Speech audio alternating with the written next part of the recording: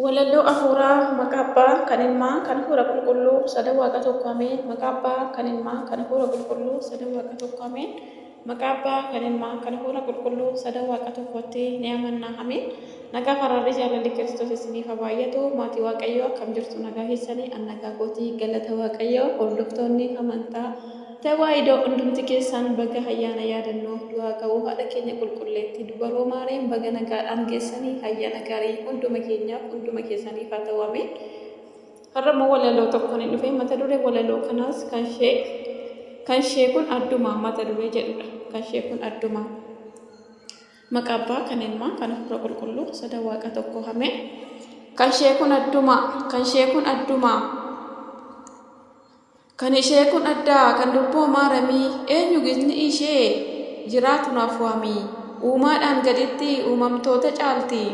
Uumaadhaan gaditti uumamtoota caalti. Araaraaf dhiifamaa ilma ishee kadhatti. Araaraaf dhiifamaa ilma ishee kadhatti. Gaafa gooftaan buhee ireessi ergamootaa cina caale duutii kan kee egaa gooftaa. Waamicha ilmaa keenii awaadaanuuf laatamtee imimmaan haadhummaan si hoolii nu baafte. Imimmaan haadhummaan si hoolii nu baafte. Gaafa fannoo sanaa kaasee ilma kan biraa Yohaannis qulqulluun kennaa harsii argateera. Yohaannis qulqulluun kennaas argateera. Gaafati boqottu faaruun ergamootaa haadha keenya jechuun boohanii bartoonni. Haadha keenya jechuun boohanii bartoonni. Yoo dhaadhatan jarri warri Yihuudootaa Gabri'eeltu jira maaltu si argata harka nama sanaa Gabri'eel kan kute ajaja kan keetiin itti deebisiste.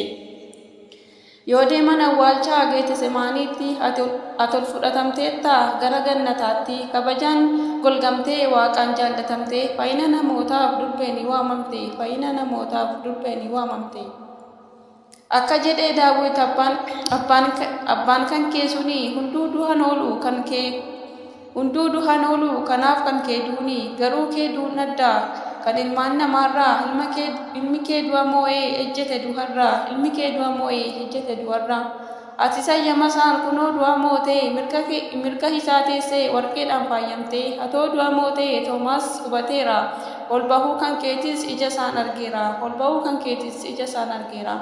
Mallattoof kan tahuu sabbata argateera luka bu'oota hundaaf gammachuu himeera. Luka bu'oonni illee jaalala kan keetiin subaahee qabatan maqaa kee waammatan. Ati du'a moohuu kunoo hubatanii ol bahuu kee arguun baay'ee gammadanii. Har'as si kadhannaa subaahee qabannee maaloo nu yaadadhu ilmaan kan kee rakkanne.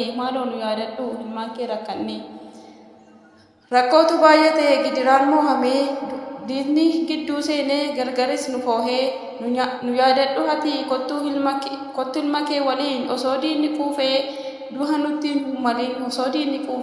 nutti hin malin.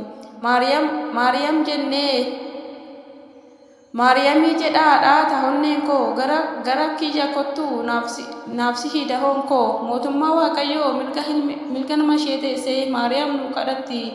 Ijoollee ishee boosse. Gammadaa isinii yaa ilmaan tawaahidoo Maariyaamiitu guuta nuuf sirreesse mudoo. Haadha koo jennee si waammannu maqaa keetiin tasaa nuti hin qaanofnu. Osoo barreeffamee waa'een ishee danuudha osoo akka cubbuu keenya nuti dadhaboodha garuu hammoo giiftiin jaalala isheetiin hayyama isheetiin barreessan abboonni.